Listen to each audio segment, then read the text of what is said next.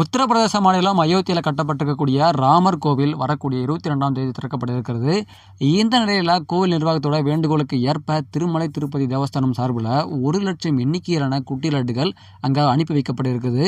அதன்படி 1,00,000 குட்டி லட்டுகளை தயார் செய்யப்பட்டு அவற்றை பேக்கிங் செய்யும் பணிகளும் மிக வேகமாக நடைபெற்று வருது. நாளை மாலை இந்த பணிகள் முடிவடைய இருக்கும் நிலையில் உடனடியாக அந்த லட்டுகளை திருப்பதி மலையிலிருந்து அயோத்திக்கு அனுப்ப தேவஸ்தான நிர்வாகம் தேவையான ஏற்பாடுகளை செஞ்சுட்டு வராங்க.